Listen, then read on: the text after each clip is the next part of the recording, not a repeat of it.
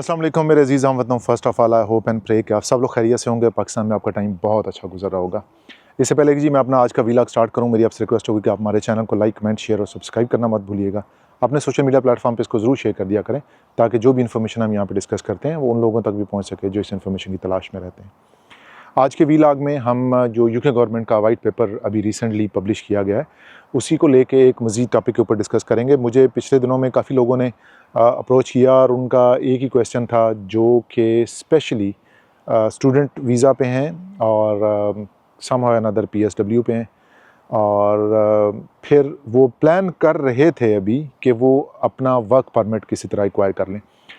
ज़्यादातर लोग ज़ाहिर है जी यहाँ पे जब आते हैं तो उनके पास इतना कोई सपोर्ट नहीं होती है, इतना कोई उनका फाइनेंशियल बैकग्राउंड अच्छा नहीं होता है, नॉलेज नहीं होता है, इन्फॉर्मेशन नहीं होती है। और अगर इन्फॉर्मेशन और नॉलेज और सारा कुछ हो भी तो फाइनेंशियल सपोर्ट इतनी अच्छी नहीं होती है कि वो स्टेप बाय स्टेप चलने की बजाय एकदम से अगले स्टेप पे चले जाएं। फॉर एग्जांपल स्टूडेंट पे पाए हैं तो अगला स्टेप डायरेक्टली वर्क वीज़ा भी हो सकता है और फिर पीएसडब्ल्यू के बाद वर्क वीज़ा भी हो सकता है। लेकिन एक चीज़ आपको हमेशा याद रखनी है कि स्टूडेंट का जितना भी आप टाइम गुजारते हैं यहाँ पे वो एक तो आपकी रेजिडेंसी की टुवर्ड काउंट नहीं होता है और फिर स्टूडेंट के बाद अगर आप पीएसडब्ल्यू पे चले जाते हैं, फॉर एग्जांपल आपने 2 साल जो है स्टूडेंट के तौर पे गुजार लिए, 2 साल आपने पीएसडब्ल्यू पे गुजार लिए, तो ये जो 4 साल है ना, ये किसी भी तरह से आपकी रेजिडेंसी के ऊपर एडजस्ट नहीं होंगे। तो जैसा कि मैंने जिक्र किया कि लोगों के पास ज़ाहिर है इतने फाइनेंशियल रिसोर्सेज नहीं होते हैं और सबसे बड़ा जो मसला यहाँ देखने को मिलता है और उसके बाद जो सबसे बड़ा मसला होता है वो होता है कि lack of information, lack of knowledge और कोई सपोर्ट करने वाला नहीं होता। और फिर ज़ाहिर है जी यहाँ पे जो लॉयर्स हैं जो आपको किसी भी किस्म की जो एप्लीकेशन की फ़ाइलिंग है या पेपर वर्क है या परमिट के रिलेटेड जो भी आपकी सपोर्ट है उसके पास जब आप जाते हैं ना तो they will minimum charge you 2-3,000 5,000 pounds just to apply for the work permit. और फिर उसके टॉप के ऊपर ज़ाहिर है फिर वर्क परमिट के एक्सपेंसेस होते हैं जो कि अनबेरेबल होते हैं, नामुमकिन होते हैं। तो ज़ाहिर है स्टूडेंट्स के लिए ये पॉसिबल नहीं होता कि वो एकदम से ही स्टूडेंट से वर्क परमिट पे चले जाएं। बट एक चीज़ आपको हमेशा याद रखनी है कि अगर आपके पास कोई ऐसी अपॉर्चुनिटी है और आप डायरेक्टली इस अपॉर्चुनिटी को अवेल कर सकते हैं तो कभी भी पीएसडब्ल्यू ना लें। वाइट पेपर के अंदर स्पेशली जो चेंजेस आ रही हैं उसमें एक तो पीएसडब्ल्यू है, ज़ाहिर है अभी उन्होंने 2 साल से इसको रिड्यूस करके 1.5 ईयर के ऊपर कर दिया, 1.5 साल का कर दिया। और फिर उसके अंदर जो उन्होंने प्रपोज चेंजेस की हैं वर्क परमिट के हिसाब से वो अभी उन्होंने कर दिए हैं जी। आपकी जो स्टे होगा it will be minimum 10 years.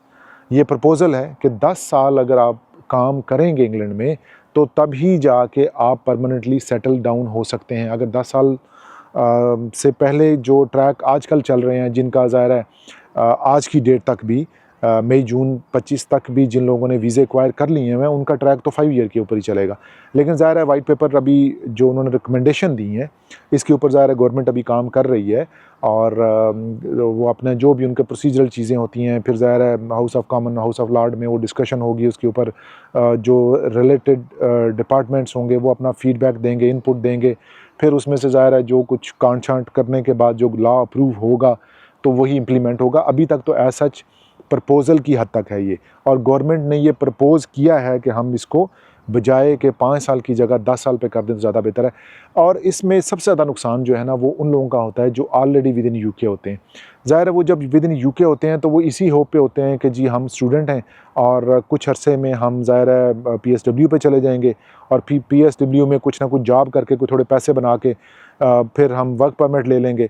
तो अब फॉर एग्ज़ाम्पल अब आजकल जो जिस तरह यूनिवर्सिटीज़ का सीज़न एंड हो रहा है तो वो तमाम लोग जो कि इस प्लान में हैं कि जी हम सीज़न एंड करने के बाद डिग्री लेने के बाद पीएसडब्ल्यू अप्लाई कर देंगे और फिर ज़ाहिर है उनकी जो डिग्री का टाइम है वो भी काउंट नहीं होगा, फिर पीएसडब्ल्यू का टाइम भी काउंट नहीं होगा उनकी रेजिडेंसी के स्टेटस की टुवर्ड।